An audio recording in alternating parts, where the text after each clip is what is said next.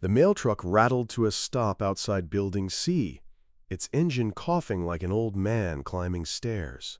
Sarah Chen stepped out, her postal uniform wrinkled from the summer heat, canvas bag heavy with letters and packages slung across her shoulder. The security guard at the gate barely glanced up from his phone as she approached with her clipboard, just another civilian contractor making her daily rounds through Fort Henderson.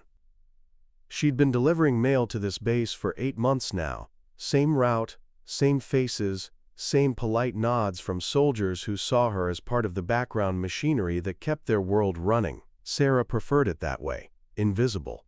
Before we jump back in, tell us where you're tuning in from, and if this story touches you, make sure you're subscribed, because tomorrow, I've saved something extra special for you. Unremarkable.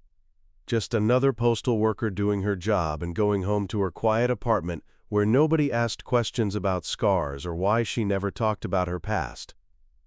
The morning sun blazed across the Nevada desert, turning the asphalt into shimmering waves of heat. Sarah wiped sweat from her forehead with the back of her hand and checked her delivery list. Building C housed the administrative offices, always her heaviest stop. Colonels and captains generated more paperwork than enlisted soldiers, and paperwork meant mail. She pushed through the glass doors into blessed air conditioning, nodding to the receptionist, who was already reaching for the signature pad. Sarah had perfected the art of efficient delivery, in and out with minimal conversation. She sorted through her bag, pulling out certified letters, packages marked urgent, and the usual stack of routine correspondence that kept the military bureaucracy humming. "Morning, Sarah," called Lieutenant Morrison from behind the front desk. He was young, maybe 25, with the earnest enthusiasm of someone who still believed regulations existed for good reasons. "Hot one out there today." "Sure is," Sarah replied, handing him a thick envelope marked for his commander. Her voice was pleasant but clipped, professional without being friendly. She'd learned to maintain exactly the right distance, warm enough to avoid suspicion, cool enough to discourage deeper conversation. As she moved through the building's corridors, her boots made soft, squeaking sounds on the polished linoleum. The walls were lined with framed photographs of past commanders, aerial shots of the base, and motivational posters featuring eagles and flags. Sarah had memorized every image during her months of deliveries, but she never lingered to study them. She had her own memories of military bases, and they weren't the kind that made for inspirational wall art. The morning routine continued smoothly until she reached the 3rd floor. Captain Rodriguez's office door was propped open, and Sarah could hear voices inside, tense and frustrated. She hesitated for a moment, then knocked lightly on the doorframe. 2 officers were hunched over a desk, covered with maps and technical manuals, their conversation dying as she entered. "Mail delivery," Sarah announced, holding up a priority envelope. Captain Rodriguez looked up, his face flushed with annoyance. "Just set it on the side table. We're dealing with a situation here." Sarah placed the envelope where indicated and turned to leave, but something in their conversation caught her attention. They were discussing a communications array that had failed. Preparing and narrating this story took us a lot of time, so if you are enjoying it, subscribe to our channel. It means a lot to us. Now back to the story. During a critical training exercise, leaving an entire battalion without radio contact for 6 hours, the technical language they were using was wrong, terminology that would never solve their actual problem. She paused at the doorway, internal debate flickering across her features. The smart thing was to keep walking, maintain her invisible status, deliver the rest of her mail, and go home. But listening to their frustrated attempts to diagnose a problem she could fix in 10 minutes felt like watching someone try to perform surgery with a butter knife. "Excuse me," Sarah said quietly, turning back toward the desk. Both officers looked up with expressions that clearly said they didn't need input from the mail lady. Captain Rodriguez forced a tight smile. "Was there something else?"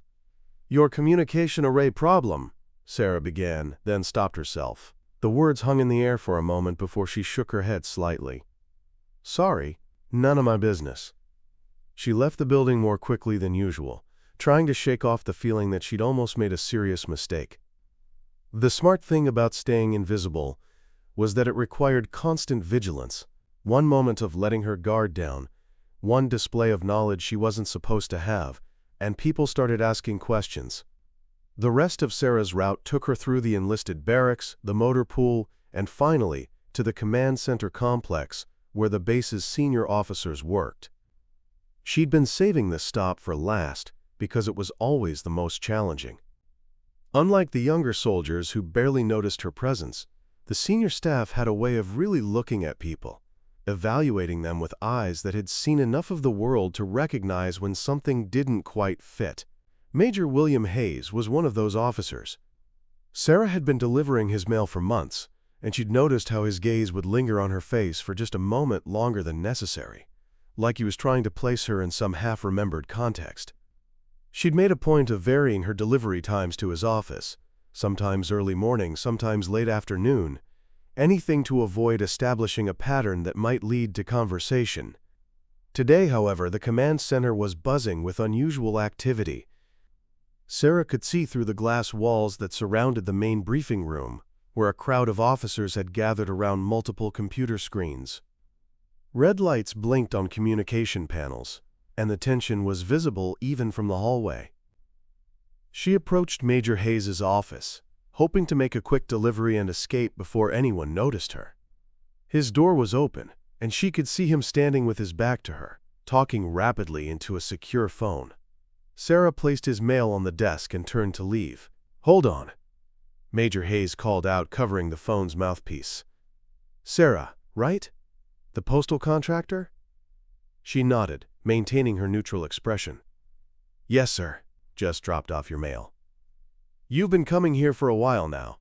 Ever work on a military base before this assignment?" The question was casual, but Sarah detected the subtle probing underneath. "No, sir. This is my first contract with the military." Major Hayes studied her face for a moment longer, then returned to his phone conversation. Sarah left quickly, but she could feel his eyes following her until she disappeared around the corner. The incident stayed with her throughout the rest of her deliveries. She'd been careful to construct a background that would pass casual scrutiny. Civilian, postal experience, clean driving record, no red flags in her employment history, but she was beginning to realize that careful construction and paranoid attention to detail were two different things. Her final stop was the Base Communication Center, housed in a separate building that required additional security clearance. Sarah's postal credentials got her through the first checkpoint, but she had to be escorted through the inner corridors by a junior technician who clearly viewed the task as an unwelcome interruption to his day. "Just routine mail," the technician, Sergeant Peters, explained to the duty officer as they passed through another security door. "Same lady who's been coming for months." The communications center hummed with electronic energy, banks of servers and monitoring equipment lining the walls. Sarah had seen similar setups before, though she couldn't let that knowledge show on her face. She delivered mail to 3 different offices, maintaining her professional demeanor while carefully avoiding any direct examination of the equipment around her. It was while leaving the building that the accident happened. Sarah was walking behind Sergeant Peters when he stumbled slightly, reaching out to steady himself against a server rack. His elbow hit a power switch, and suddenly half the displays in the room went dark. "Damn it!" Peters muttered, immediately trying to restart the affected systems. "This is going to take forever to recalibrate." Sarah watched him fumbling with diagnostic procedures that were completely wrong for the type of equipment failure he was dealing with. The servers he was checking weren't the problem. The issue was clearly in the power distribution unit that fed the entire rack. A simple bypass switch and 15 minutes of recalibration would have everything running normally. She stood there for nearly 10 minutes, watching Peters and 2 other technicians make the problem progressively worse with their troubleshooting attempts.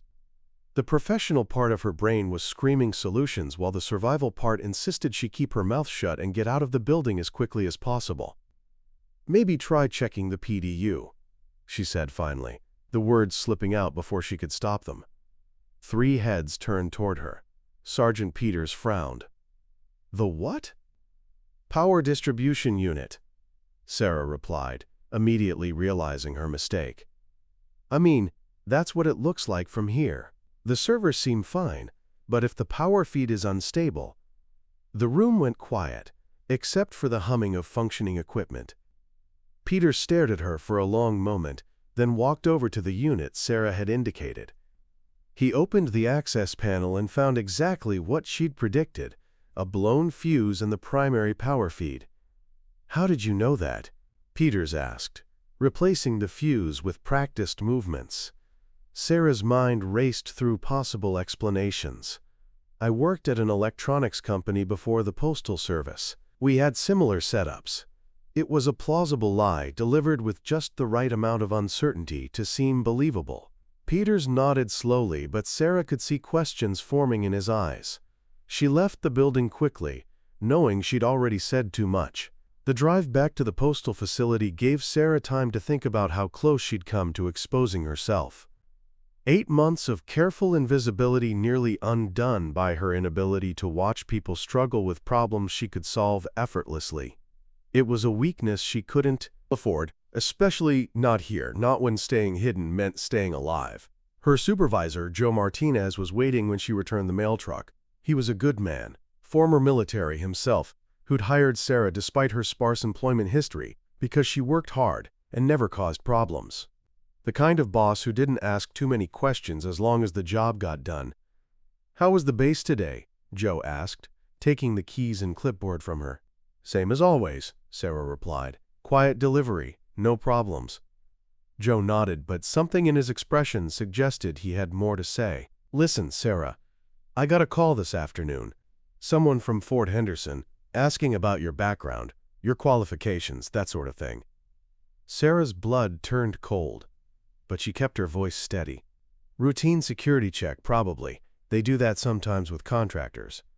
"Yeah, probably," Joe agreed, though he didn't sound entirely convinced. "Just thought you should know. Nothing official, just someone asking questions." Sarah thanked him and left the facility, but her mind was already racing ahead to contingency plans she'd hoped never to need. Someone at the base was suspicious enough to start making inquiries. The smart thing would be to quit immediately. Disappear into another city, another identity, another carefully constructed life of invisibility. But as she drove home through the desert heat, Sarah found herself thinking about those communications officers struggling with problems they couldn't solve, about training exercises failing because of equipment issues that could be fixed in minutes with the right knowledge. She'd spent 3 years hiding from her past, but her past had skills that people needed. Her apartment was a study in deliberate anonymity, furnished with the minimum necessary for comfortable living, decorated with generic artwork purchased at discount stores, nothing that revealed personality or history. Sarah had learned to live without the personal touches that might prompt questions from landlords or neighbors. She sat at her small kitchen table, staring at a cup of coffee that had gone cold, while she wrestled with the decision she knew was coming. Stay safe and hidden, or risk everything to be useful again. It wasn't really a choice, she realized. Some people were built to hide, and others were built to solve problems. She'd never been good at the hiding part. That evening, Sarah did something she hadn't done in 3 years. She pulled a box from the back of her bedroom closet. Underneath winter clothes she rarely needed in Nevada. Inside were items she'd kept, despite knowing they were dangerous to possess. Military medals she couldn't display, commendation letters she couldn't frame, and photographs of people who'd been told she was dead. At the bottom of the box was a small mirror, the kind soldiers carried for signaling. Sarah turned it over in her hands, remembering the weight of it in her pocket during missions that weren't supposed to exist. She'd used it to guide extraction helicopters through hostile territory, to communicate with teams when radio silence was mandatory, to reflect sunlight into the eyes of snipers who thought they had clean shots. The mirror caught the lamplight and threw a small, bright spot on the wall. Sarah adjusted the angle slightly, and the spot moved with precision born of muscle memory. She'd been the best signal specialist in her unit, capable of maintaining communication in conditions that should have made it impossible. Those skills didn't just disappear because someone decided she'd become inconvenient to acknowledge. Sarah put the mirror back in the box and returned everything to its hiding place. Tomorrow she would continue delivering mail, maintaining her careful invisibility, pretending to be someone ordinary. But the questions at the base weren't going to stop, and sooner or later, her knowledge would surface again. The only question was whether she'd be ready when it happened. She spent the night staring at the ceiling, listening to the desert wind rattling her windows and thinking about the career she'd loved, the teammates she'd lost, and the silence that had followed her into civilian life. Sarah Chen had been many things, but she'd never been a coward. It was time to remember that. The next morning brought news that would change everything. Sarah arrived at the postal facility to find Joe Martinez pacing behind the front counter, his face grim with concern. A communication breakdown at Fort Henderson had left the base partially isolated during a multi-state training exercise, and the local postal service had been asked to suspend deliveries until the situation was resolved. "How long?"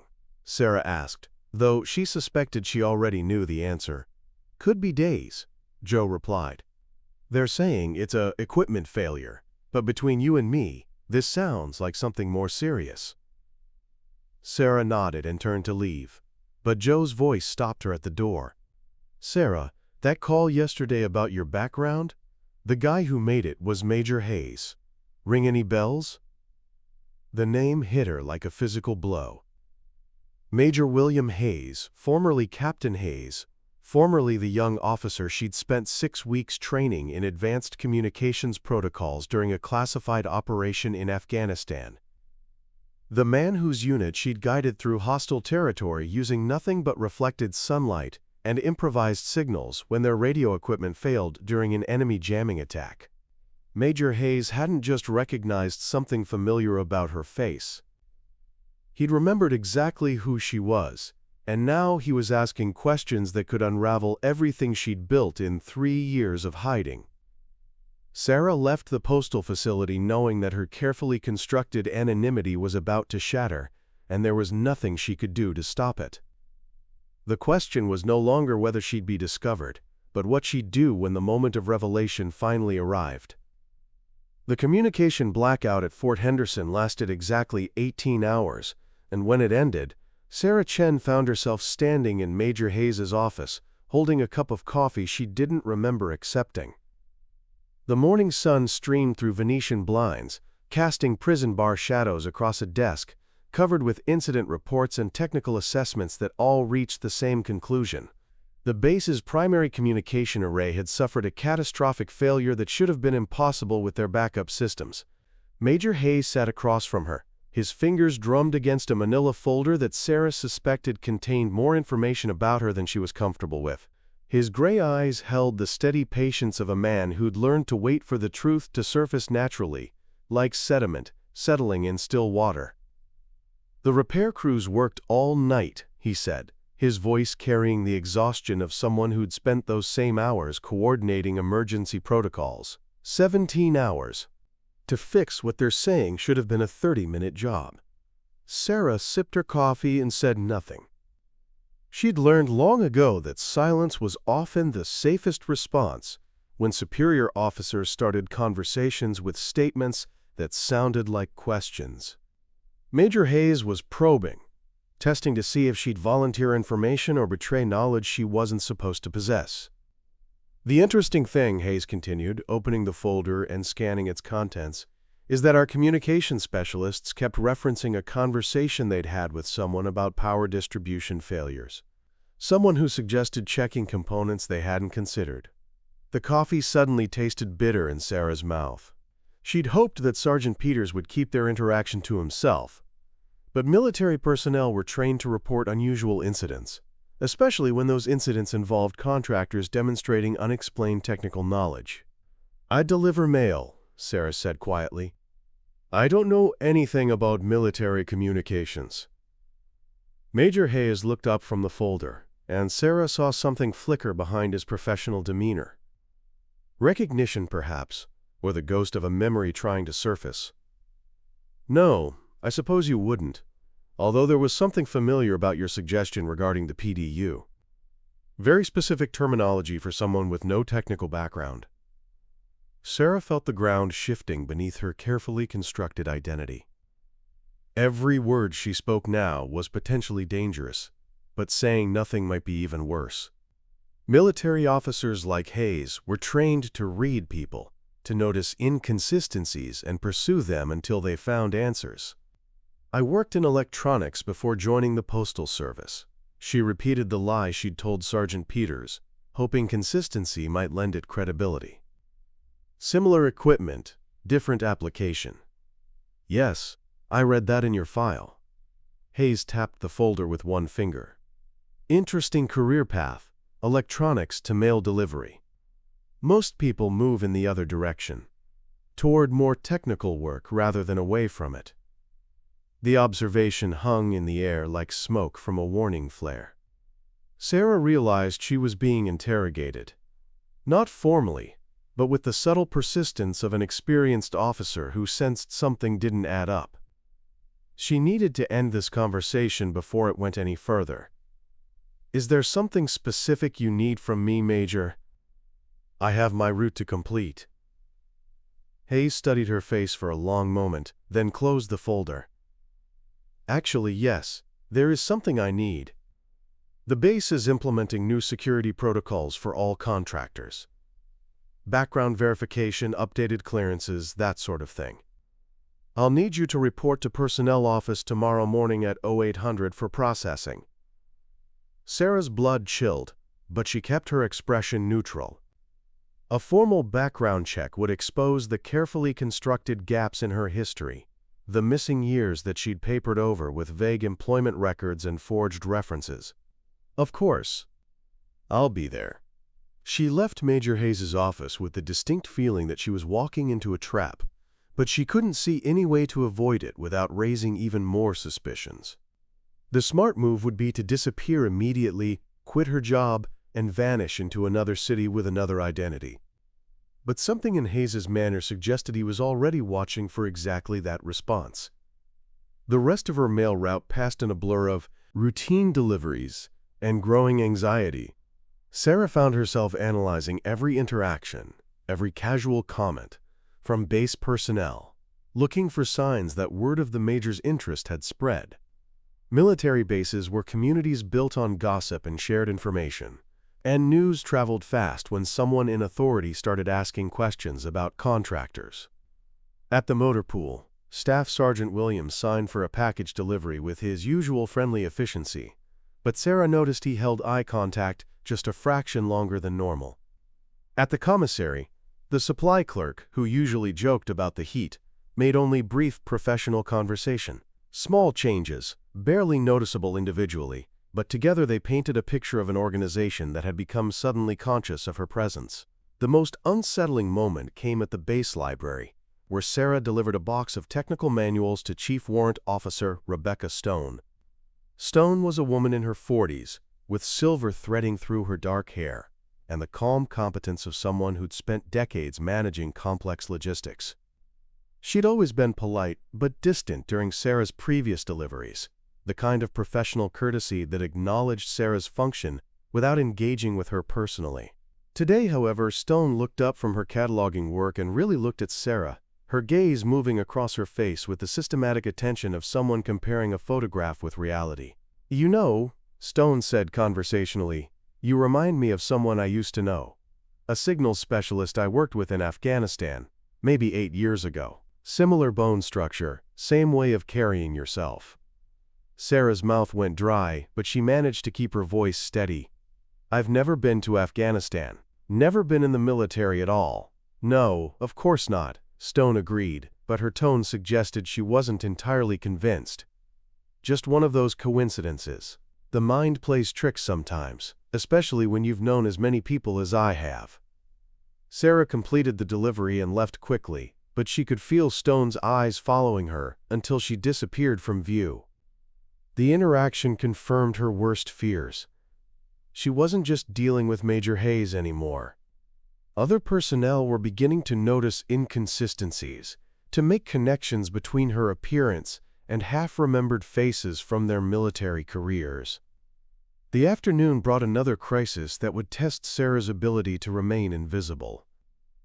She was delivering mail to the base engineering office when alarms began sounding throughout the complex.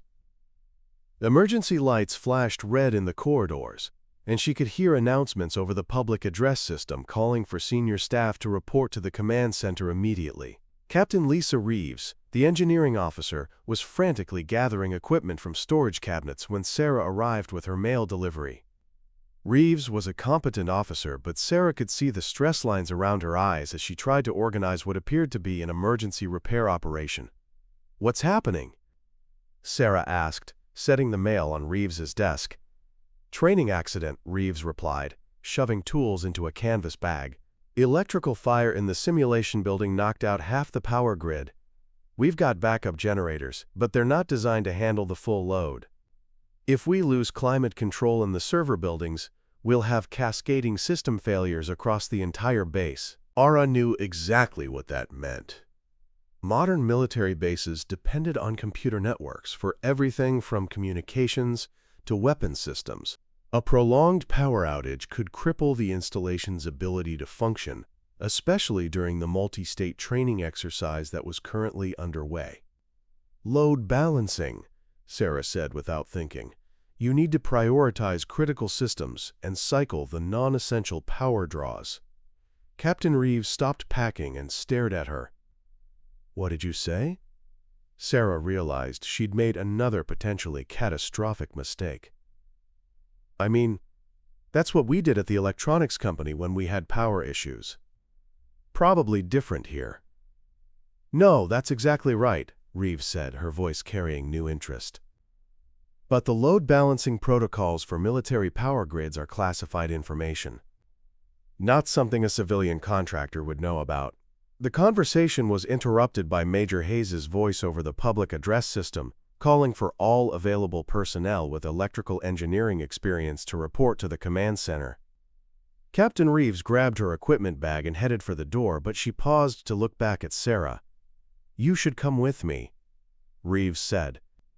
"If you really know about load balancing, we could use the help." Sarah shook her head quickly. "I just deliver mail. I wouldn't be any use in an emergency."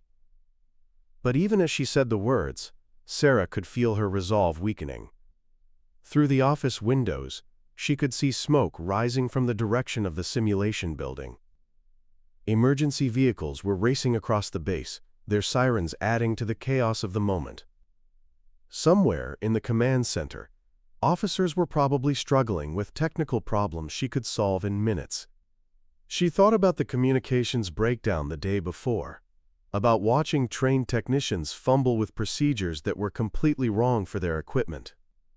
How many more failures would she witness before her conscience forced her to act? Captain Reeves had already left for the command center, but her words echoed in Sarah's mind. "We could use the help." It was a simple statement, but it carried the weight of recognition that Sarah hadn't heard in 3 years. Someone acknowledging that she had skills worth using, knowledge worth sharing. Sarah finished her mail deliveries in a state of mounting internal conflict.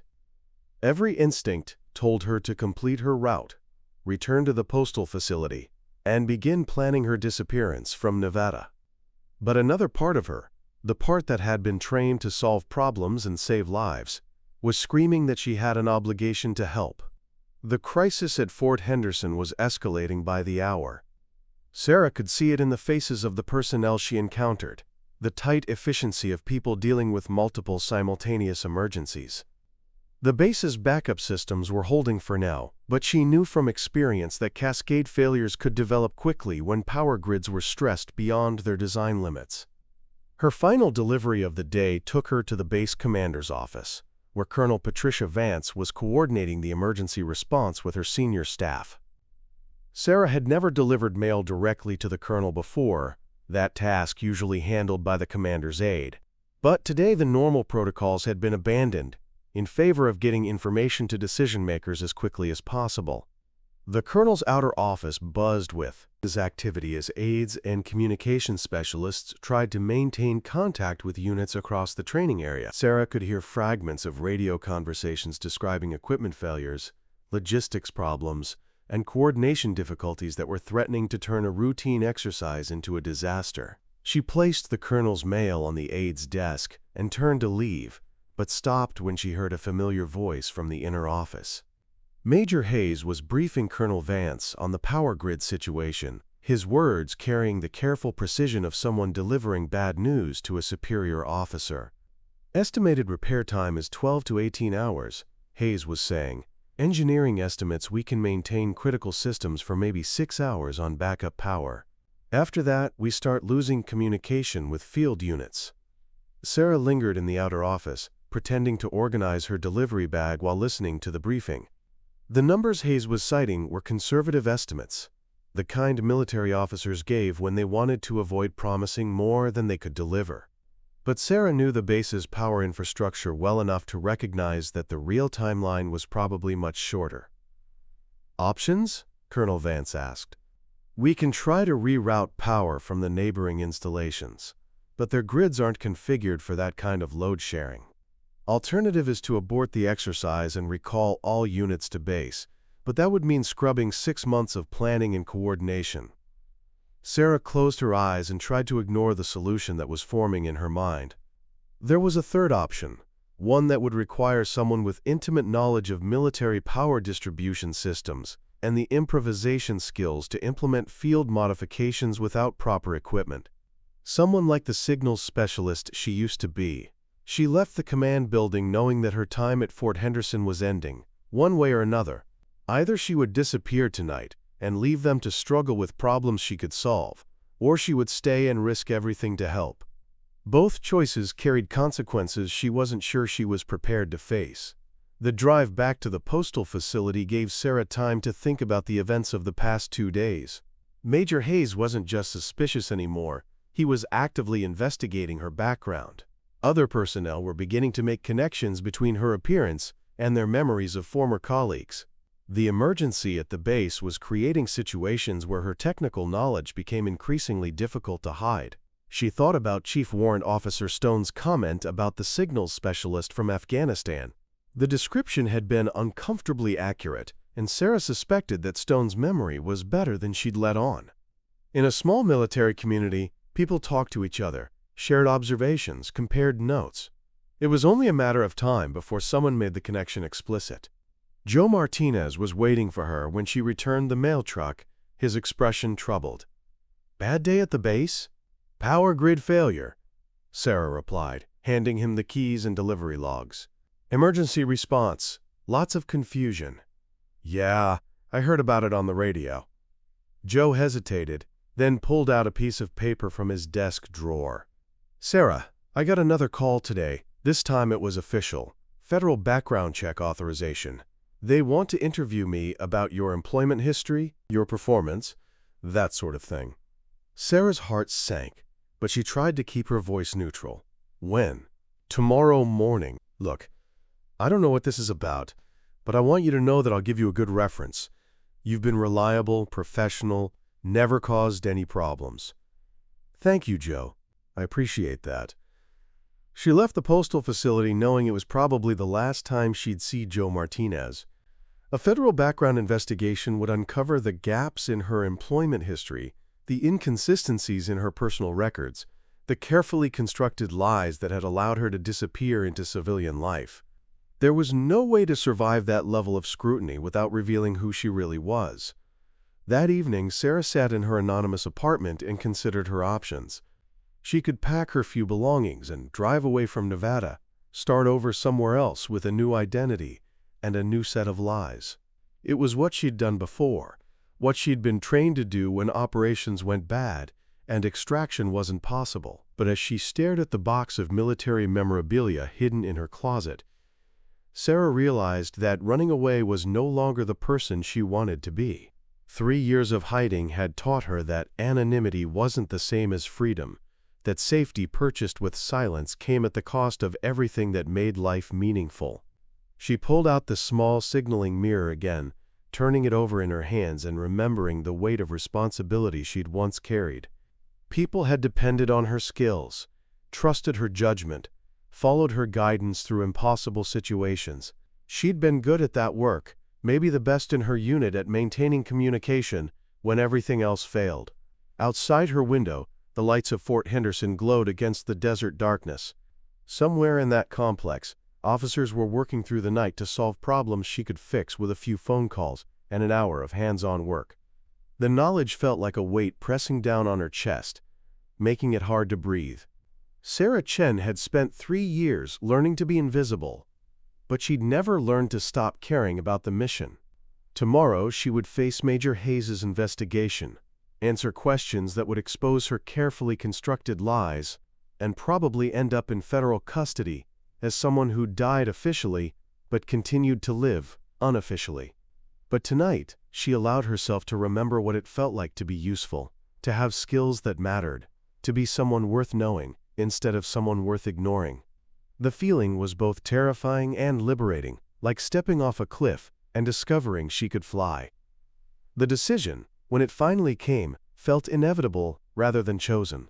Sarah opened her laptop and began typing an email to Major Hayes, her fingers moving with the muscle memory of someone who'd written operational reports under impossible conditions. She didn't identify herself or explain her background, but she provided detailed technical specifications for solving the base's power grid problems, equipment recommendations that could be implemented with materials they had on hand, and procedural modifications that would prevent similar failures in the future. She sent the email at midnight, using an anonymous account that couldn't be traced back to her apartment. It was a compromise between her need to help and her instinct for self-preservation, a way to provide assistance without completely exposing herself. But even as she hit the send button, Sarah knew it was probably too little too late. Major Hayes would recognize the technical expertise in her recommendations, would realize that only someone with extensive military engineering experience could have written such precise instructions. The investigation into her background would intensify, and her anonymous life in Nevada would end, regardless of whether she tried to run or decided to stay. Sarah closed the laptop and looked around her apartment one final time. In 12 hours, she would report to the personnel office for the background check that would destroy her carefully constructed identity.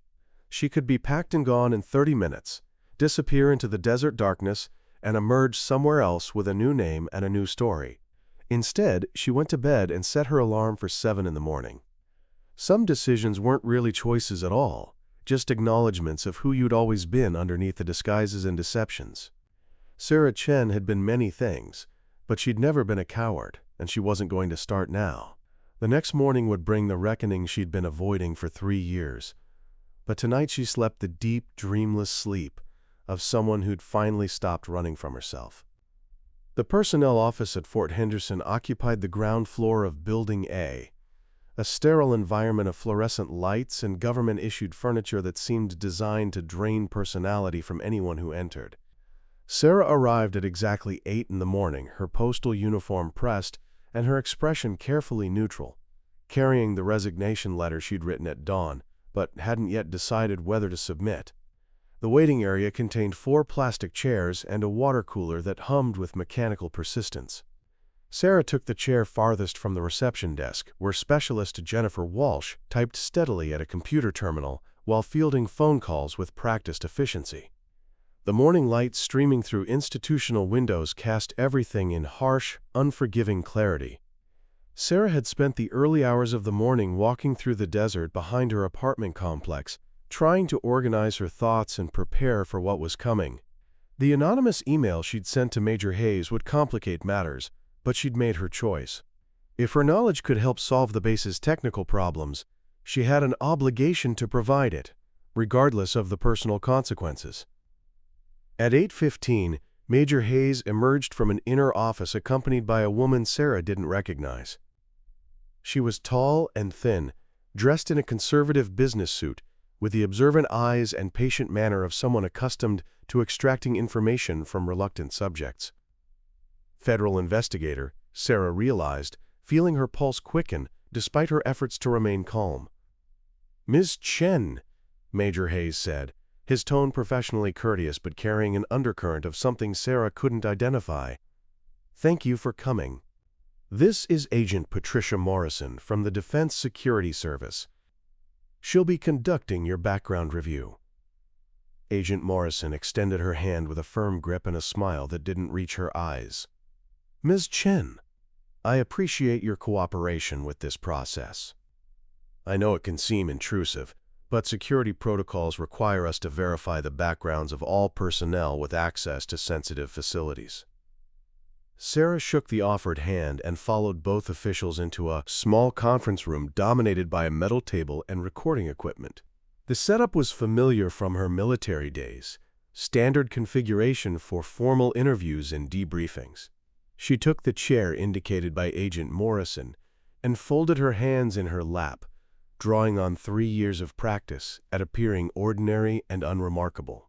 "Before we begin," Agent Morrison said, placing a digital recorder on the table and opening a thick file folder, "I need to inform you that this interview is being recorded and that you have the right to have legal representation present. Do you wish to exercise that right?" Sarah considered the question carefully. Requesting a lawyer would delay the process but would also signal that she had something to hide. "That won't be necessary. I'm happy to answer your questions." Agent Morrison activated the recorder and stated the date, time, and participants for the record. She consulted her notes and began with routine questions about Sarah's employment history, residential addresses, and personal references. Standard background check material, designed to establish baseline information and identify inconsistencies in the subject's story. Sarah answered each question with the same carefully rehearsed responses she'd been using for 3 years. Her previous employment at Davidson Electronics in Colorado, her decision to relocate to Nevada for health reasons, her transition into postal work after budget cuts eliminated her position. Simple lies, told with conviction and supported by forged documentation that had passed scrutiny before. But as the interview progressed, Sarah began to notice that Agent Morrison was asking questions with unusual specificity. Details about her supposed work at Davidson Electronics that suggested the investigator had done more than routine verification. Technical specifications about equipment Sarah claimed to have worked with, names of supervisors who should have been easy to contact for references. "I'm having some difficulty verifying your employment history," Agent Morrison said, consulting her notes with the casual manner of someone discussing minor clerical errors. "Davidson Electronics shows no record of employing anyone named Sarah Chen during the time frame you've indicated." Sarah felt sweat forming between her shoulder blades but kept her expression neutral. "That's strange. Maybe there was a clerical error when they digitized their records. Companies sometimes lose track of contractor employees." "Perhaps," Morrison agreed, though her tone suggested she wasn't convinced. "What about your educational background?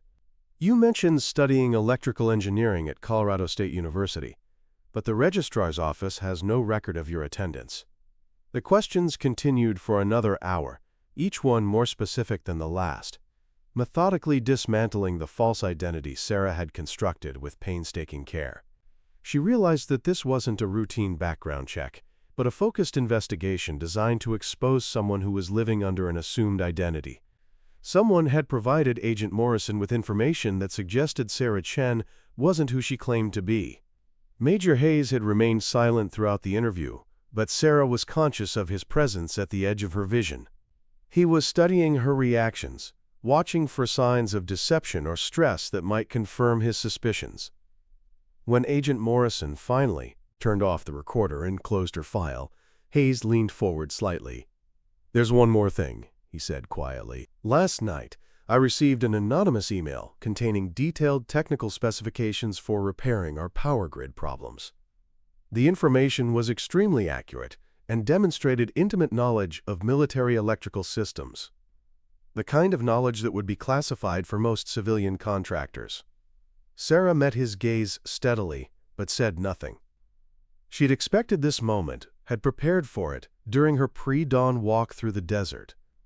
The email had been a calculated risk, a way to help without completely exposing herself, but she'd known it would raise questions she couldn't answer without revealing her true background. The email was sent from an untraceable account, Hayes continued, but the technical language was very specific.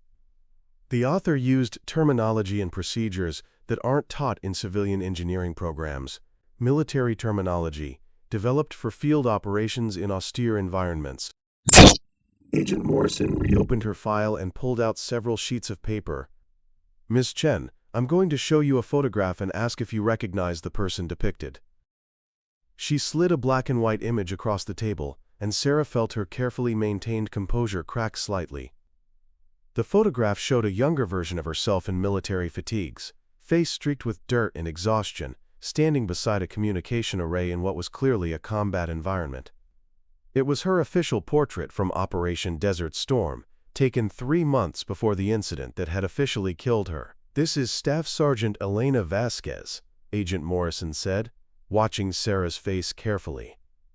"Signals specialist, attached to the 3rd Special Operations Group. She was reported killed in action during a classified mission in Afghanistan 8 years ago." Sarah stared at the photograph, seeing herself as she used to be. Confident, competent, unaware that her own government would soon decide she was too inconvenient to acknowledge. The woman in the photograph had believed in the mission, trusted her superiors, never imagined that her service record would be erased, and her death fabricated to cover up operational failures. "Miss Chen," Agent Morrison continued, "you bear a remarkable physical resemblance to Staff Sergeant Vasquez. Similar bone structure, same eye color, identical scar on your left temple, the kind of resemblance that would be impossible to explain as coincidence."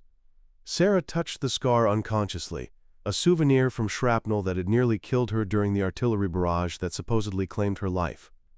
She'd considered having it surgically removed, but decided that altering her appearance might draw more attention than simply learning to live with the mark. "I don't know who that is," Sarah said quietly, but even to her own ears the denial sounded hollow. "People sometimes look alike. It doesn't mean anything." Major Hayes pulled out his own file and placed it on the table beside Agent Morrison's materials. "Elena Vasquez saved my life in Afghanistan. I was a captain then, trapped in an overturned vehicle during an enemy attack. She crawled through hostile fire to reach me, used improvised communication equipment to guide a rescue helicopter to our position. I never forgot her face." The room fell silent, except for the humming of the air conditioning system. Sarah realized that her 3 years of carefully constructed anonymity were over, destroyed by the intersection of a man's memory and a woman's sense of duty. She could continue denying her identity, but the evidence was overwhelming, and her continued protests would only make the situation worse. "Elena Vasquez is dead," Sarah said finally, her voice barely above a whisper. "She died in that artillery barrage, just like the official reports say." "Then who are you?" Agent Morrison asked. Sarah looked down at her hands, calloused from 3 years of manual labor, scarred from encounters she couldn't discuss with people who weren't supposed to know she existed. She thought about the woman in the photograph, young and idealistic, who'd believed that serving her country meant something more than becoming a convenient fiction. "I'm someone who learned that being dead is sometimes safer than being alive," she replied. Major Hayes leaned back in his chair, his expression softening slightly. "Elena, what happened after the artillery attack?" "The official reports said there were no survivors." Sarah looked up at him, seeing not the investigating officer but the young captain she'd pulled from a burning vehicle while enemy fire rained down around them. "There was one survivor. Badly injured, suffering from smoke inhalation and shrapnel wounds, but alive. The extraction team found me unconscious in a drainage culvert where I'd crawled to escape the fire." She paused, organizing memories she'd tried to bury for 3 years. "When I woke up in the field hospital, they told me that my unit had been wiped out during an unauthorized reconnaissance mission. Command needed someone to blame for the operational failure, and dead soldiers make convenient scapegoats. They offered me a choice: accept official death and disappear into civilian life, or face court-martial for disobeying orders that were never officially given." Agent Morrison made notes while Sarah spoke, her expression professionally neutral despite the implications of what she was hearing. "Who made this offer?" "Colonel Marcus Webb, attached to Special Operations Command. He said the mission had been compromised from the beginning, that keeping me alive would raise questions about intelligence failures that reached above his pay grade. Elena Vasquez died in that artillery barrage. Sarah Chen was born in a Colorado hospital 3 weeks later." Major Hayes rubbed his temples as if fighting a headache. Webb was relieved of command 6 months after Afghanistan, quietly reassigned to a desk job at the Pentagon before taking early retirement. There were rumors about his involvement in unauthorized operations. The rumors were true, Sarah said, but by then, Elena Vasquez was officially dead and buried, and Sarah Chen was learning to deliver mail in small towns where nobody asked questions about your past.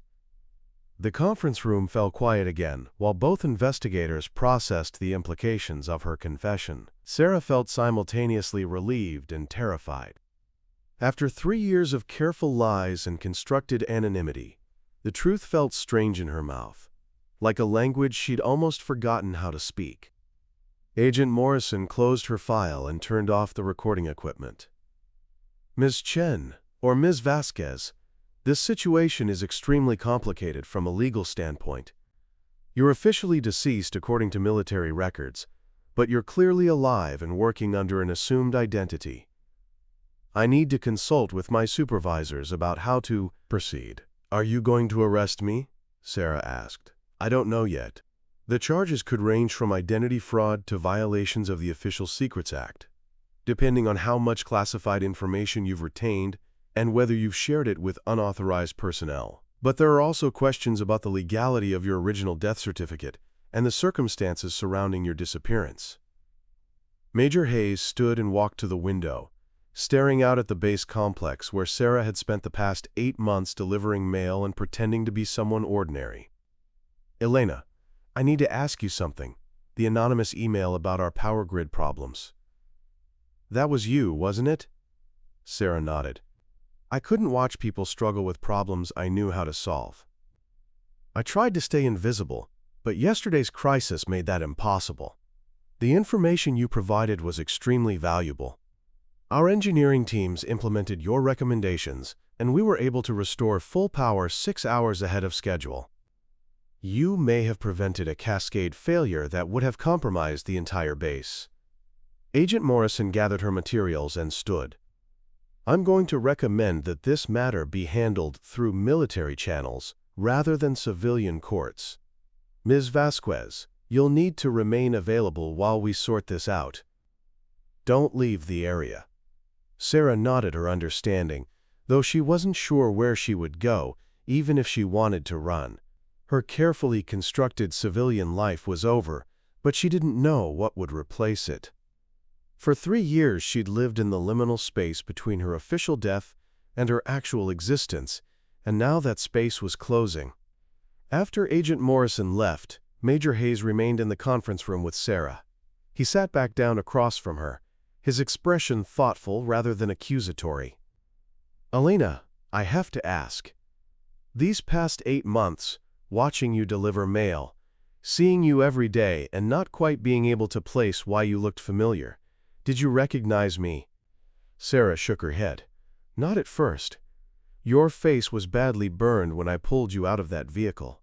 It wasn't until I heard you talking about communication protocols that I started to remember your voice. Even then, I wasn't sure. But you knew the risk of staying here once you realized who I was."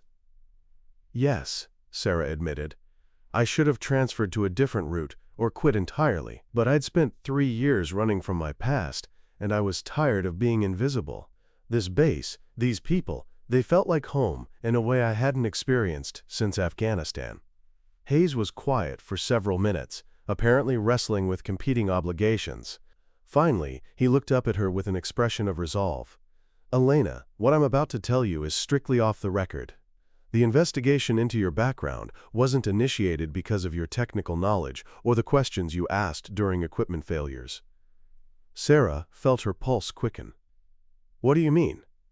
3 days ago we received intelligence indicating that someone with your specific skill set might be operating in this area under an assumed identity. The information came through classified channels from sources I can't discuss. Someone has been looking for Elena Vasquez, and they're getting close to finding her. The revelation hit Sarah like a physical blow. She'd assumed that her exposure was the result of her own mistakes, her inability to completely suppress the knowledge and instincts that had kept her alive during her military service. But if someone was actively searching for her, it meant that her official death hadn't satisfied everyone who knew about her existence. "Who's looking for me?" she asked. "I don't know, but the inquiry came with a priority classification that suggests it originates from very high levels. Possibly the same people who arranged your disappearance 3 years ago." Sarah felt the walls of the conference room closing in around her. She'd accepted the fiction of her own death because it seemed like the only way to survive the political fallout from Operation Desert Storm's failure. But if her former handlers were now actively searching for her, it suggested that circumstances had changed in ways she didn't understand. "Major, I need to know something. The base's communication failures, the power grid problems, were those really accidents?" Hayes met her eyes with a grave expression. "I was hoping you wouldn't ask that question, but since you have, I'll tell you that our technical failures over the past week have been unusually frequent and unusually specific. The kind of problems that would require someone with your expertise to solve." Sarah felt pieces of a larger puzzle clicking into place in her mind. "Someone's been testing the base's systems, creating problems that would force me to reveal my knowledge. They've been using the emergencies to flush me out. That's my assessment, yes, which means that your cover was compromised before Agent Morrison arrived this morning. Someone already knew who you were and where to find you." The implications were staggering. Her 3 years of careful invisibility hadn't protected her at all. Someone with resources and patience had been monitoring her, waiting for the right moment to force her into the open. The anonymous email about the power grid problems hadn't been a mistake. It had been the response they were waiting for. "What happens now?" Sarah asked. "Now we find out who's been looking for you and why. Because if they've gone to this much trouble to locate Elena Vasquez, they're not planning to let her disappear again." Major Hayes stood and moved toward the door, then paused, with his hand on the handle. "Elena, there's something else you should know. The technical specifications you provided in that anonymous email, they didn't just help us restore power. They revealed capabilities that aren't supposed to exist in civilian personnel. Tomorrow morning, you're going to have visitors who outrank me, and they're going to want answers to questions you may not be prepared to give." Sarah remained alone in the conference room for several minutes after Hayes left, staring at the photograph of her former self and trying to process the implications of what she'd learned. Elena Vasquez hadn't just been declared dead to cover up operational failures. She'd been disappeared because someone believed her knowledge was too dangerous to remain in unauthorized hands. Now, that same knowledge had made her valuable again. But to whom and for what purpose remained unclear. Sarah understood that her anonymous life in Nevada was over, but she didn't yet know what would replace it. The only certainty was that Elena Vasquez was officially alive again, whether she wanted to be or not. Outside the conference room, Fort Henderson continued its daily operations, with the efficient routine of a well-run military installation. But Sarah knew that, beneath the surface, forces were moving that would reshape not just her own future, but potentially the balance of power within the very system she'd once served with such dedication. The woman who had delivered mail for 8 months was gone forever. What remained was a signals specialist with classified knowledge, a fabricated death certificate, and enemies she couldn't identify who had been patient enough to wait 3 years for her to surface. Elena Vasquez was alive, but she wasn't safe, and she was no longer invisible. The real test of her survival skills was just beginning. The visitors arrived at Fort Henderson before dawn, 3 black SUVs moving through the desert darkness with the purposeful silence of a government operation that didn't officially exist. Sarah watched them from her apartment window, knowing without being told that they'd come for her. She'd spent the night awake, sitting in her kitchen chair and staring at the box of military memorabilia she'd finally retrieved from its hiding place. The signaling mirror lay on the table beside a cup of cold coffee, catching fragments of light from the street lamp outside. Sarah had been turning it over in her hands for hours, remembering the weight of responsibility she'd carried as Elena Vasquez, the lives that had depended on her ability to maintain communication when everything else failed. That woman felt like a stranger now, someone she'd known briefly before learning to become invisible. At 6 in the morning, her phone rang. Major Hayes's voice was carefully controlled, professional courtesy masking underlying tension. "Elena, I need you to report to Building A immediately. Full dress uniform, if you still have it." Sarah looked down at the box containing her medals, ribbons, and the pressed uniform she'd kept, despite knowing it was dangerous to possess. "I'll be there in 30 minutes. She dressed slowly, her fingers working through muscle memory as she attached ribbons and insignia to the jacket she hadn't worn in 3 years. The uniform felt strange against her skin, like armor that no longer fit properly. In the mirror, Elena Vasquez looked back at her, older and more worn than the woman in the official photograph, but unmistakably the same person. The drive to the base took her through neighborhoods where she delivered mail just yesterday, past houses where people were beginning their ordinary morning routines. Sarah realized she was saying goodbye to a life that had never really belonged to her, acknowledging that the quiet anonymity of Sarah Chen was ending forever. Building A was surrounded by vehicles she didn't recognize, communications equipment and security personnel that spoke of an operation with resources far beyond the normal scope of base activities. Major Hayes met her at the entrance, his expression grave but not unsympathetic. "Elena, before we go inside, I need you to understand what's happening. The people who've come to see you represent interests that go well beyond Fort Henderson, or even the Defense Department. Some of them were involved in your original disappearance, and some of them have been looking for you ever since." Sarah adjusted her uniform jacket, feeling the familiar weight of her service ribbons. "Are you saying I'm in danger?" "I'm saying the situation is more complicated than anyone realized 3 years ago. The mission that officially killed Elena Vasquez involved intelligence operations that are still classified at the highest levels. Your survival represents both an asset and a potential security risk, depending on whose perspective you take." They walked through corridors that felt different now that Sarah was wearing her uniform. Base personnel who had barely acknowledged her existence as a mail carrier now stopped and saluted with expressions of confusion and recognition. Word had clearly spread that the civilian contractor was someone else entirely, though the full truth was probably still classified beyond their clearance levels. The main conference room had been transformed into something resembling a military tribunal. A long table occupied the center of the space, with senior officers she didn't recognize, seated behind nameplates indicating ranks and organizations she'd never heard of. At the head of the table sat a man in civilian clothes, whose presence seemed to command the attention of everyone else in the room. "Staff Sergeant Vasquez," the civilian said as she entered, his voice carrying the authority of someone accustomed to being obeyed without question. "Please take a seat. I'm Director James Crawford, Defense Intelligence Agency. We have a great deal to discuss." Sarah sat in the indicated chair, noting the recording equipment and the court reporter positioned discreetly in one corner.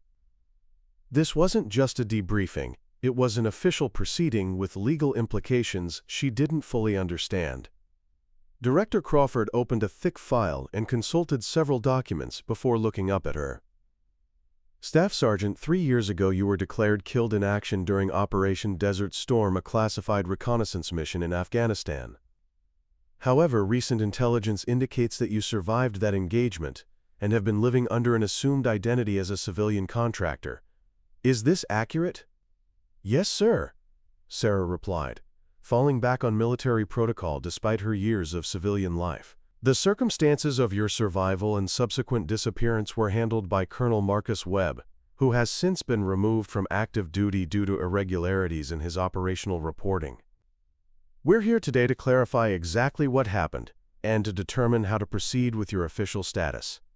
Crawford turned several pages in his file, each document stamped with security classifications Sarah hadn't seen since her active duty days. Staff Sergeant, what do you remember about the final 24 hours of Operation Desert Storm? Sarah had spent 3 years trying not to remember those hours, but the memories came flooding back with crystalline clarity.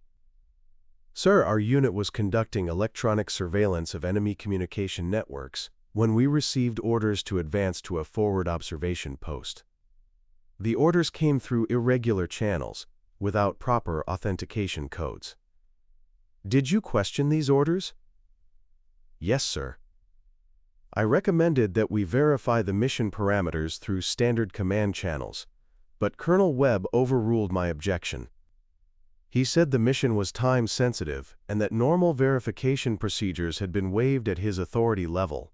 Crawford made notes while she spoke, his expression neutral but attentive. What happened at the observation post? We established our equipment and began monitoring enemy communications as ordered. Within 2 hours, we detected unusual electronic signatures that suggested our position was being tracked by hostile forces. I recommended immediate withdrawal, but Colonel Webb insisted we maintain position to gather additional intelligence. Sarah paused, remembering the growing sense of unease that had gripped her unit as they realized they were operating without proper support or extraction protocols. 6 hours later, enemy artillery began targeting our position with precision that indicated they had exact coordinates for our location. How did you survive the artillery barrage that killed the rest of your unit? I was working on communication equipment in a drainage culvert approximately 50 meters from the main position when the shelling began. The first rounds destroyed our primary shelter and killed everyone inside.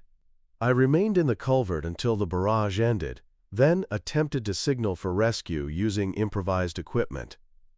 Crawford leaned forward slightly, his attention focused entirely on her account. Staff Sergeant, during the time you spent in that culvert, did you monitor enemy communications? Sarah hesitated, realizing that this question was probably the reason for the entire proceeding. Yes, sir. I maintained passive monitoring capabilities throughout the attack. What did you learn from those communications? The enemy forces were receiving real-time intelligence about our mission parameters, including our objectives, personnel roster, and planned extraction timeline. The information was detailed enough to suggest it came from someone with access to our operational planning. The room fell silent except for the quiet clicking of the court reporter's machine.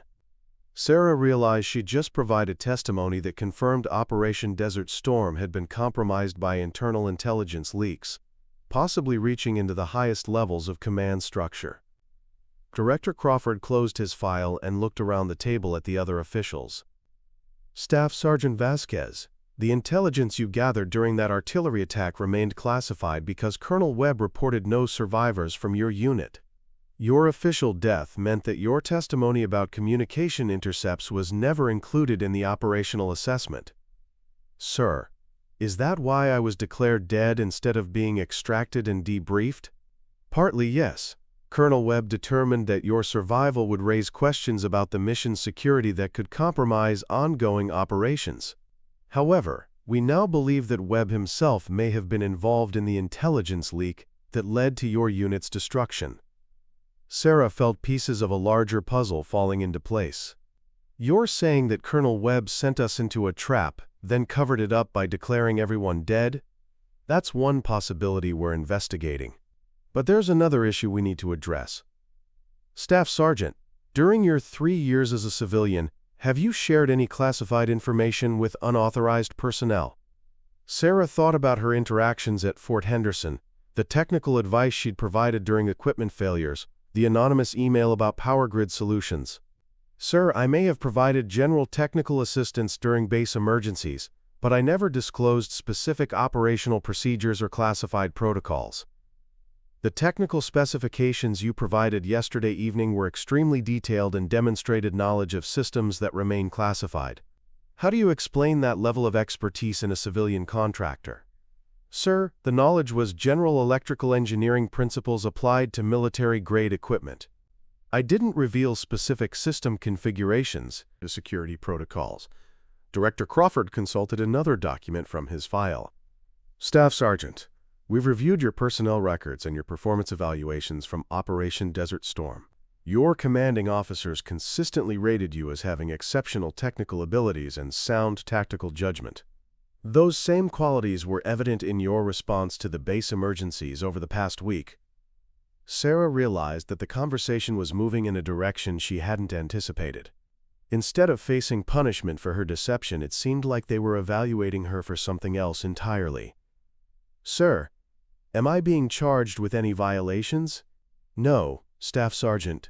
In fact, we're here to discuss reinstating your official status and offering you a position that would make use of your unique qualifications. Crawford stood and walked to a wall map showing global communication networks and strategic installations. Staff Sergeant Vasquez, the intelligence community has changed significantly since your disappearance. New threats, new technologies, new requirements for personnel with your specific skill set. He turned back to face her, his expression serious but not unfriendly. We're prepared to officially resurrect Elena Vasquez, restore your military record, and offer you a position with Defense Intelligence Agency. Your experience with covert operations and your demonstrated ability to maintain operational security make you extremely valuable for certain types of assignments. Sarah stared at him, trying to process the implications of what he was saying. Sir, are you offering me a job? I'm offering you a chance to serve your country again, using skills that have been wasted for 3 years. The position would involve technical consulting for special operations units, developing communication protocols for austere environments, and training personnel in advanced electronic warfare techniques. Sarah looked around the table at the assembled officers, seeing expressions that ranged from professional interest to careful evaluation. These people had tracked her down not to punish her for surviving when she was supposed to be dead, but to reclaim an asset they'd realized they needed. What about Sarah Chen? She asked. Sarah Chen will disappear as completely as Elena Vasquez did 3 years ago. The difference is that this time, the disappearance will be voluntary and reversible. You'll maintain your civilian identity for operational security, but you'll also have official recognition and support for your work. Major Hayes, who had remained silent throughout the proceedings, cleared his throat. Elena, there's something else you should know. The technical problems at this base over the past week weren't accidental. They were created deliberately to test your responses and confirm your identity. Sarah felt a chill of recognition. You've been watching me for how long? 6 months, Director Crawford admitted. We identified Sarah Chen as a person of interest when her employment pattern and technical knowledge suggested she might be Elena Vasquez. The base emergencies were designed to create situations where you'd be forced to demonstrate capabilities that matched your military record. The revelation was both flattering and terrifying. Her 3 years of careful invisibility had been an illusion, observed and evaluated by people with resources she couldn't comprehend. But instead of feeling violated, Sarah found herself impressed by the sophistication of the operation that had located her. What if I refuse your offer? She asked. Then Elena Vasquez remains officially dead, and Sarah Chen continues delivering mail in Nevada. But we both know that's not really an option anymore. Your cover is blown, your civilian identity is compromised, and you have knowledge that makes you either an asset or a security risk. There's no middle ground. Sarah stood and walked to the window, looking out at Fort Henderson's morning operations. Soldiers were beginning their daily routines, vehicles were moving across the base complex, and the world was continuing its normal patterns despite the extraordinary conversation taking place in this conference room. She thought about the past 3 years, the careful construction of an ordinary life built on lies and deliberate mediocrity. It had been safe but not satisfying, secure but not meaningful. The woman in the mirror that morning had looked like Elena Vasquez, but she'd felt like someone pretending to be a ghost. If I accept your offer, what guarantees do I have that I won't disappear again when it becomes convenient? Director Crawford rejoined her at the window, his reflection visible in the glass beside hers. Staff Sergeant, the intelligence community has learned from the mistakes that were made 3 years ago. You'll have official documentation, legal protections, and oversight that didn't exist during Colonel Webb's operation. And my teammates who died in Afghanistan, will their families ever know the truth about what happened? That's part of what we're hoping you can help us determine. Your testimony about the communication intercepts could be crucial for a larger investigation into operational security failures. Justice for your fallen comrades may depend on your willingness to cooperate. Sarah turned away from the window and faced the assembled officials. For 3 years she'd been running from her past, trying to forget the weight of responsibility that came with having skills other people needed. But standing in her uniform, surrounded by people who understood what she'd sacrificed and what she could contribute, she realized she'd never really escaped Elena Vasquez at all. "I accept your offer," she said quietly. Director Crawford smiled for the first time since the meeting began. "Welcome back to active duty, Staff Sergeant Vasquez. Your first assignment will be conducting a technical assessment of communication vulnerabilities at forward operating bases throughout the region. You'll start here at Fort Henderson, working with Major Hayes to identify and correct the systemic problems that have been affecting base operations." Sarah looked at Major Hayes, seeing recognition and approval in his expression. "Sir, does this mean I'll be staying at Fort Henderson?" "For now, yes. You know the base. You understand the technical challenges. And you've already demonstrated your ability to solve problems that have stumped our regular engineering teams. Plus, Major Hayes specifically requested that you be assigned to his command." Hayes stepped forward, his expression serious but warm. "Elena, 3 years ago you saved my life in Afghanistan. Yesterday, you helped save this base from a potential disaster. I'd be honored to have you serving with us again." Sarah felt something she hadn't experienced since Afghanistan, the sense of belonging to something larger than herself. For 3 years she'd been adrift between her official death and her actual existence, but now she was being offered the chance to serve again with purpose and recognition. "Thank you, sir. I won't let you down." Director Crawford gathered his files and prepared to leave. "Staff Sergeant, you'll receive new orders and documentation within 48 hours. Until then, you're assigned to temporary duty here at Fort Henderson. Major Hayes will brief you on your specific responsibilities." After the other officials left, Sarah remained in the conference room with Major Hayes. The morning sun was higher now, streaming through windows and illuminating the space where her civilian life had officially ended and her military career had been resurrected. "Elena," Hayes said quietly, "I know this is a lot to process. 3 years of hiding, and now suddenly you're back in uniform with new responsibilities. How are you feeling?" Sarah looked down at her ribbons and medals, remembering what each one represented and why she'd earned them. "Honestly, sir, I feel like I can breathe again. Being invisible was safe, but it wasn't living. The technical work you'll be doing here is important, but it's also dangerous. If there are security leaks in our communication systems, identifying them could put you at risk from the same people who compromised Operation Desert Storm." Sarah met his eyes with steady resolve. "Sir, I've been dead for 3 years. If someone wants to make that official, they'll have to work for it." Hayes smiled, seeing the woman who'd crawled through hostile fire to save his life, emerging from beneath 3 years of careful camouflage. "In that case, Staff Sergeant, let's get to work. Fort Henderson's communication systems aren't going to fix themselves." That afternoon, Sarah walked through the base complex wearing her uniform and carrying technical equipment instead of mail bags. Base personnel who had ignored her for 8 months now saluted and addressed her by rank, recognizing her authority to access restricted areas and classified systems. The motor pool, where she'd once been dismissed as just another contractor, now welcomed her as the specialist who could solve problems no one else understood. The communication center, where she'd accidentally revealed her knowledge, now formally requested her expertise in upgrading their security protocols. But the most significant change came at the end of the day, when Sarah received a message from Joe Martinez at the postal facility. "Sarah, I heard you won't be delivering mail anymore. I don't know what's going on, but I wanted you to know you were a good employee, and I hope everything works out for you."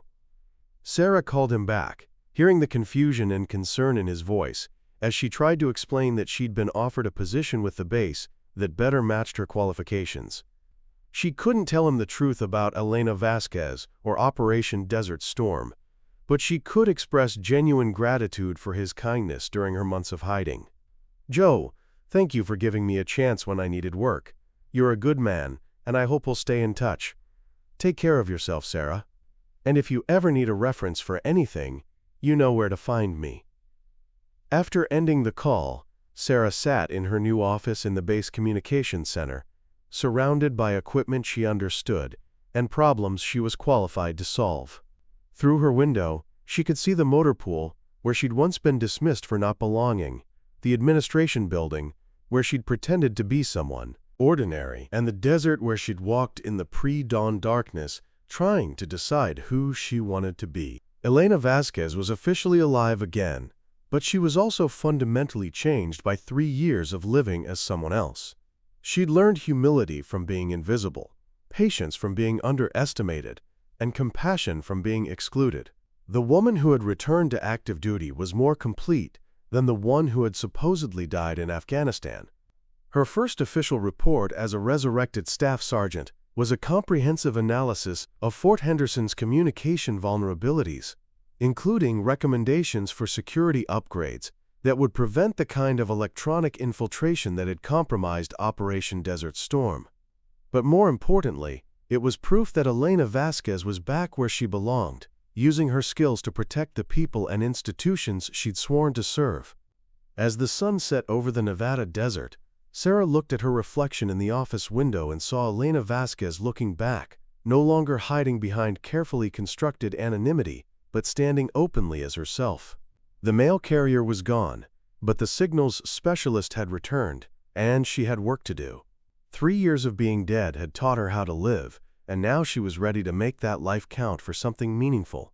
The woman who had delivered mail until someone recognized the symbol carved into her back had become the specialist who would ensure that no one else would have to disappear to protect secrets that should never have been buried in the first place. Elena Vasquez was home. 6 months after Elena Vasquez officially returned from the dead, Fort Henderson had become something entirely different from the installation where Sarah Chen had once delivered mail in careful anonymity. The communication systems hummed with efficiency that hadn't existed before, security protocols had been redesigned from the ground up, and training exercises ran with precision that impressed visiting officials from the Pentagon.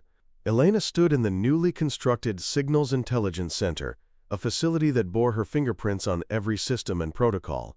The morning sun streamed through reinforced windows as she reviewed intercepts from the overnight monitoring stations, each piece of data filtered through analysis algorithms she'd helped design. Her uniform bore new ribbons now, commendations for technical innovation and operational excellence that marked her rapid return to prominence within the intelligence community. The carved scar on her spine, the one that had remained hidden beneath postal uniforms for 3 years, was now a source of pride rather than concealment. During medical examinations required for her security clearance reinstatement, military doctors had documented the mark as evidence of combat service, a physical reminder of the artillery barrage that was supposed to have killed her. But Elena knew it represented something more profound than survival. It was proof that some people couldn't be erased, no matter how convenient their disappearance might seem to those in power. Major Hayes, now Lieutenant Colonel Hayes, following his own promotion, entered the center carrying the morning intelligence briefing and wearing the satisfied expression of a commander whose unit had become the gold standard for communication security across the Southwestern Division.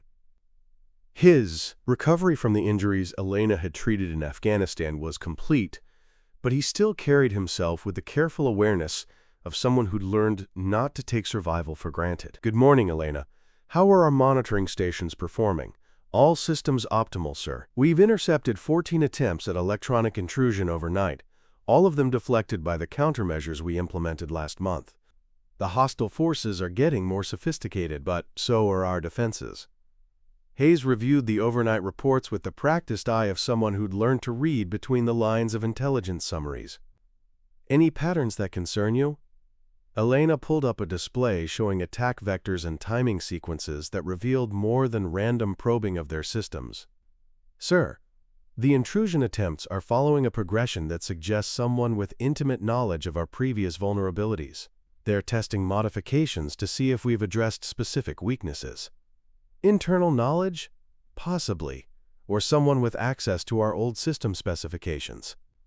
Either way, it indicates that our security improvements are being monitored by people who understand exactly what we've changed and why. Hayes nodded grimly, recognizing the implications. The investigation into Operation Desert Storm's security failures had revealed corruption that reached deeper into the intelligence community than anyone had initially suspected. Colonel Webb's removal from command had been only the beginning of a purge that was still ongoing, with arrests and reassignments continuing to ripple through various agencies. Elena's testimony about the communication intercepts she'd monitored during the artillery barrage had provided crucial evidence for prosecutions that were still proceeding under seal. But it had also made her a target for people who preferred their secrets to remain buried with the officially dead. Elena, I need to brief you on some developments that could affect your security status here. Director Crawford is flying in this afternoon with information about the Webb investigation that requires your personal attention. Elena saved her analysis work and turned to face Hayes fully. Over the past 6 months, they developed a professional relationship built on mutual respect and shared understanding of what it meant to survive situations that were supposed to be unsurvivable. But there was also an underlying tension that came from knowing their enemies weren't just foreign adversaries, but potentially people within their own system. Has something changed with the investigation? Webb is cooperating with federal prosecutors in exchange for reduced charges. His testimony has implicated other officers in the conspiracy that led to your unit's destruction. Some of those officers are still in positions where they could pose a threat to you. Elena had expected this development. The intelligence leaks that had compromised Operation Desert Storm hadn't originated with a single corrupt colonel, but represented a network of people who'd been selling classified information for years. Her survival and subsequent testimony threatened to expose the full scope of their activities. Sir, are we talking about immediate physical danger or long-term career implications? Both, potentially. The people Webb is naming include a current Defense Department Deputy Director and at least 2 officers in positions to access your current operational details. We're implementing additional security measures for your protection. Elena looked around the communications center she'd helped design, noting the security cameras, access controls, and monitoring systems that were supposed to keep unauthorized personnel away from classified systems. But she also understood that the most dangerous threats often came from people with authorized access and legitimate reasons to be in restricted areas.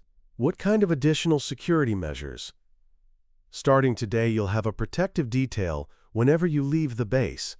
Your movements will be tracked, your communications monitored, and your access to certain classified materials will be temporarily restricted until we can verify the security of your operating environment. Elena felt a familiar chill of recognition. 3 years ago, similar restrictions had been presented as temporary protective measures before she'd been declared dead and disappeared into civilian life. The pattern of official concern, followed by official abandonment, was one she'd experienced before. Sir, I understand the security concerns, but I need assurance that these protective measures won't become another form of disappearance. I've been officially dead before, and I don't intend to repeat that experience. Hayes met her eyes with steady resolve. Elena, I give you my word that won't happen, but I also need you to understand that the people Webb is implicating have resources and motivations that make them extremely dangerous. They've already demonstrated willingness to eliminate witnesses who threaten their operations. The conversation was interrupted by the arrival of Sergeant Maria Santos, Elena's primary assistant in the communications center. Santos was a young signals specialist with exceptional technical skills and the kind of quiet competence that reminded Elena of her younger self. Over the past months, Elena had been training Santos in advanced communication protocols, passing along knowledge that existed nowhere in official manuals. Ma'am, we're receiving priority traffic from Defense Intelligence Agency. Director Crawford's aircraft is requesting immediate clearance for landing, and he's asked for you to meet him at the airfield." Elena checked her watch, noting that Crawford was arriving several hours earlier than scheduled. Emergency changes to travel plans usually indicated developments that couldn't wait for normal coordination procedures.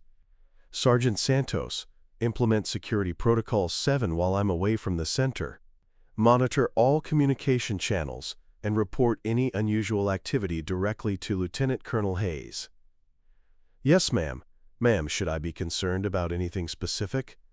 Elena looked at the young sergeant, seeing her own eagerness to serve reflected in Santos's expression. "Just maintain normal vigilance, but remember that the most dangerous threats often look like routine operations. Trust your instincts and don't hesitate to escalate anything that feels wrong."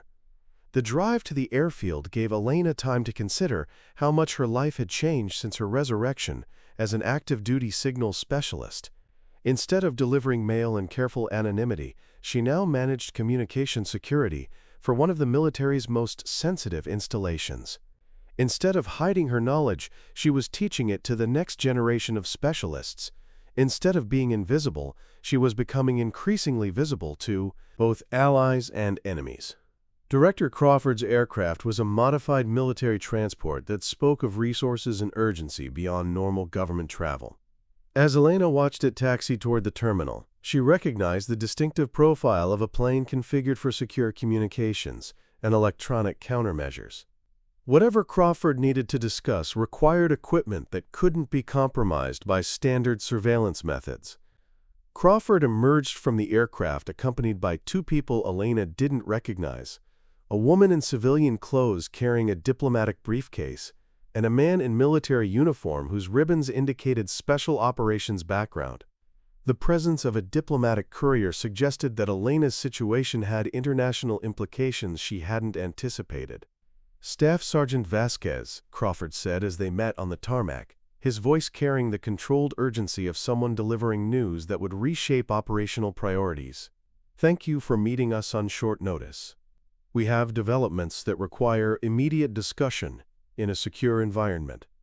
They moved to a conference room in the base operations center that had been swept for electronic surveillance and configured with additional security measures for sensitive discussions.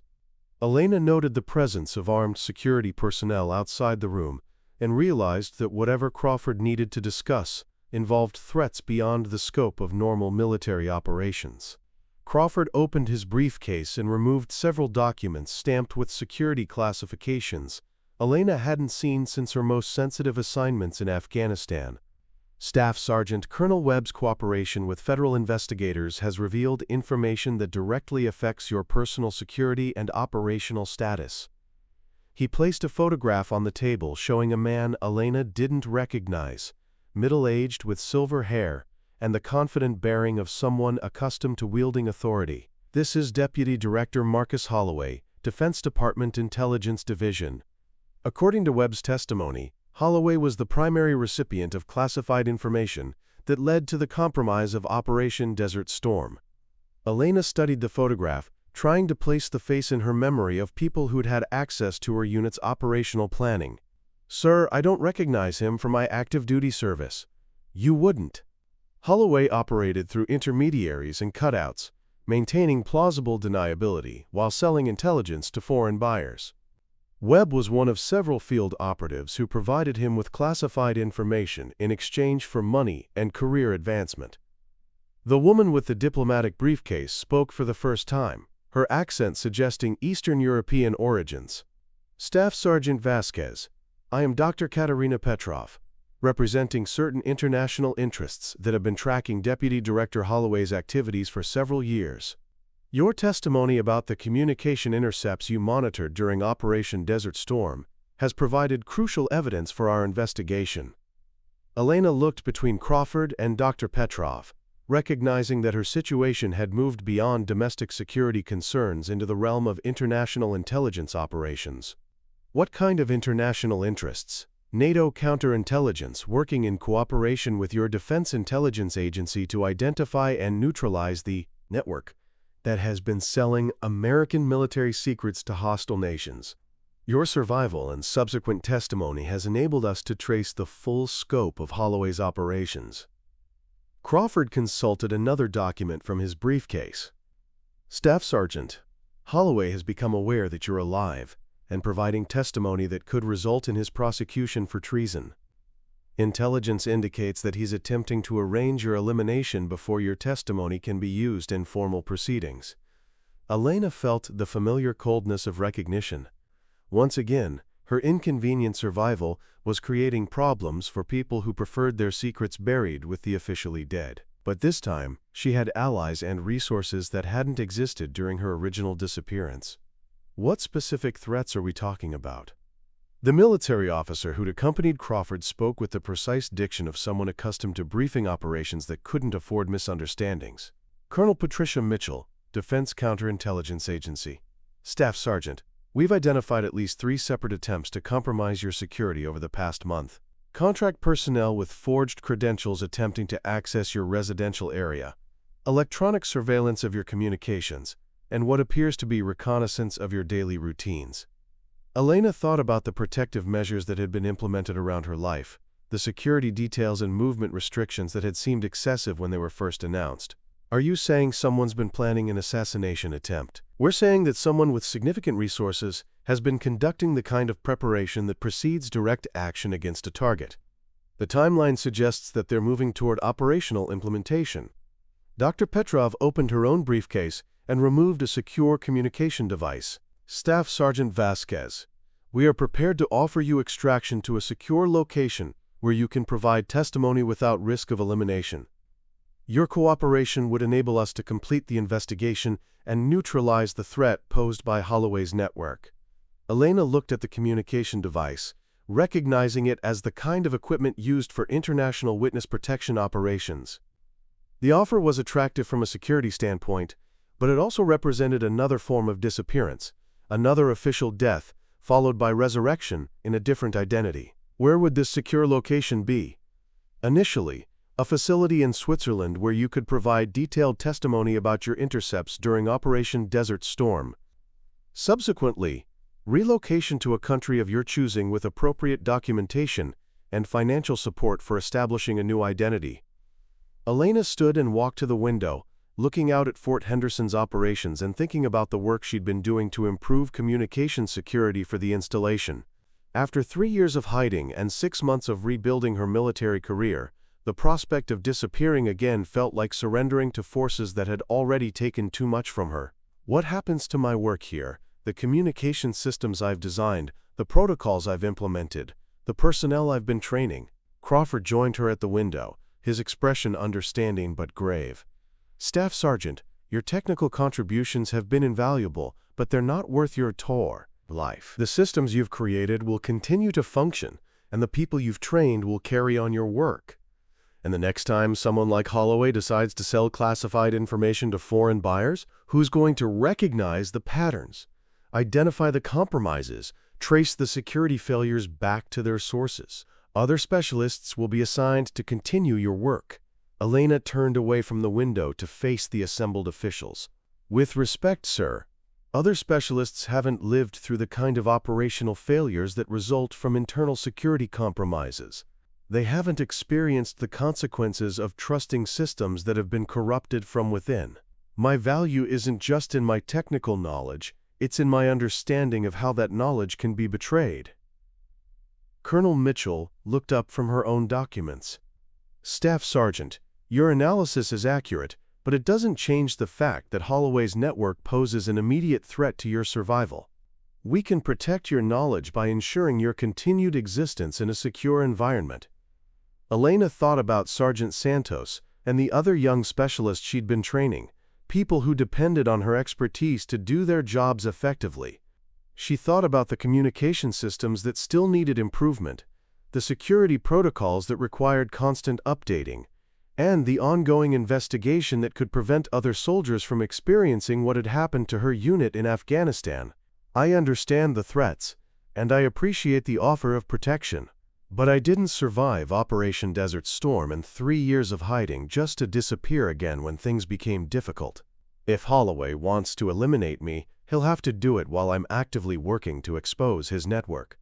Dr. Petrov exchanged glances with Crawford and Colonel Mitchell, their expressions suggesting this response wasn't entirely unexpected.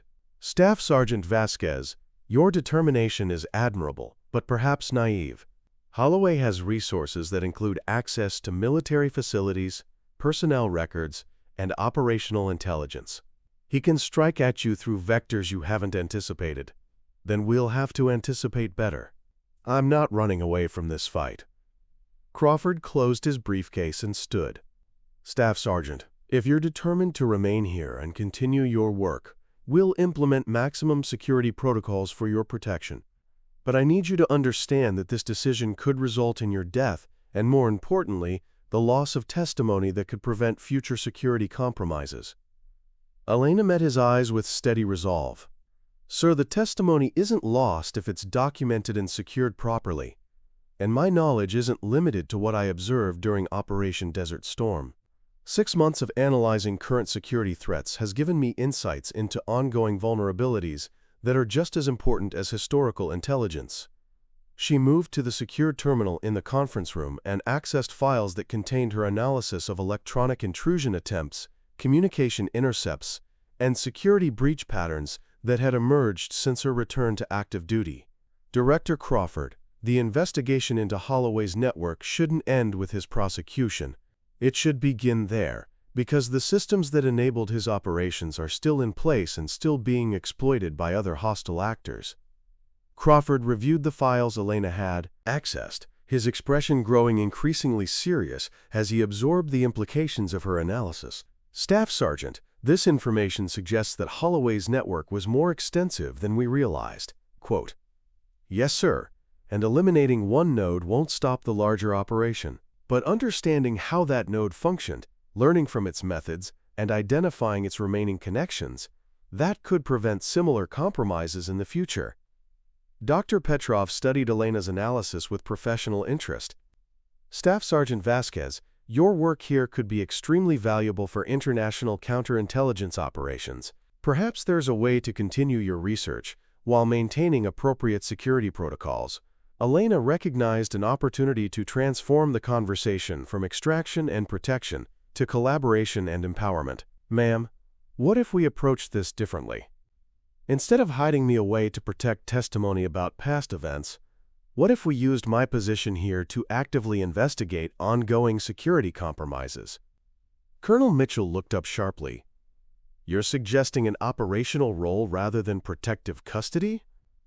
"I'm suggesting that the best way to protect what I know is to use it actively against the people who want to suppress it. Holloway's network has been operating by staying hidden and eliminating threats. What if we reverse that dynamic?" Crawford consulted his secure communication device, apparently receiving updated intelligence that influenced his assessment of Elena's proposal. "Staff Sergeant, we've just received confirmation that Holloway has initiated emergency protocols suggesting he's aware his network is being exposed. This could accelerate his timeline for taking action against you." Elena felt the familiar calm that had carried her through combat operations and survival situations. "Then we'd better move faster than he does." The conversation continued for another hour, with Elena outlining her vision for using Fort Henderson as a base for counterintelligence operations targeting networks like Holloway's. Her technical expertise, combined with her understanding of how security compromises occurred, could be leveraged to identify and neutralize ongoing threats rather than simply documenting historical failures. By the time Crawford's team prepared to return to Washington, they'd agreed to a modified approach that would keep Elena in her current position while providing enhanced security and expanded investigative authority. She would continue her work improving communication security at Fort Henderson while also analyzing intelligence related to ongoing security compromises. That evening, Elena stood on the observation deck of the Signal Intelligence Center, watching the sun set over the Nevada desert and thinking about the choices that had brought her to this point. 3 years ago, she'd been officially killed to protect secrets that weren't worth protecting. Now she was officially alive to expose secrets that threatened national security. Sergeant Santos joined her on the observation deck, carrying the daily intelligence summary and wearing the expression of someone who'd absorbed more classified information than she'd expected when she enlisted. "Ma'am, the overnight intercepts show increased activity from the networks we've been monitoring. Should I be concerned?" Elena looked at the young sergeant, seeing her own dedication to the mission reflected in Santos's professionalism. "Sergeant, concern is appropriate, but so is confidence. We've built systems here that can detect and counter the kinds of threats we're facing. Trust your training, trust your equipment, and trust your instincts." "Ma'am, permission to speak freely?" "Granted. The personnel who visited today, the security measures that have been implemented, the restrictions on our operational procedures, they all suggest that you're in immediate danger. As your assistant, I need to know how to protect both you and the mission if something happens." Elena recognized the sergeant's question as both professional concern and personal loyalty. Over the past months, Santos had become more than an assistant. She'd become a student and colleague who understood the importance of the work they were doing together. "Sergeant Santos, the best way to protect the mission is to continue executing it with the highest possible standards. The people who threaten our work depend on fear and uncertainty to achieve their objectives. Professional competence and operational excellence are our best defenses against those threats." Elena handed Santos a sealed envelope containing emergency protocols and authorization codes that would enable continued operations if she became unavailable. "But I also need you to be prepared to assume greater responsibilities if circumstances require it. The knowledge we've developed here is too important to be lost due to personnel changes." Santos accepted the envelope with the gravity of someone receiving a sacred trust. "Ma'am, I won't let you down." As night fell over Fort Henderson, Elena returned to her office in the Signal Intelligence Center and began composing her formal response to the threats posed by Holloway's network. Instead of testimony delivered from hiding, she would provide active intelligence gathered through ongoing operations. Instead of disappearing to protect what she knew, she would use what she knew to protect others. The carved scar on her spine had once marked her as someone who'd survived what should have been fatal. Now it marked her as someone who'd refused to let survival be the end of her story. Elena Vasquez had been declared dead once to protect corrupt secrets. She would remain aggressively alive to expose them. The woman who'd delivered mail in careful anonymity was gone forever, replaced by a signal specialist who understood that some fights were worth the risk of losing everything. Tomorrow would bring new challenges and new threats. But Elena was ready to face them with the knowledge that she was exactly where she belonged, doing exactly what she was meant to do. The ghost of Operation Desert Storm had returned not for revenge, but for justice, and she intended to make sure that no other soldier would have to choose between truth and survival. Up next, you've got 2 more standout stories right on your screen. If this one hit the mark, you won't want to pass these up. Just click and check them out.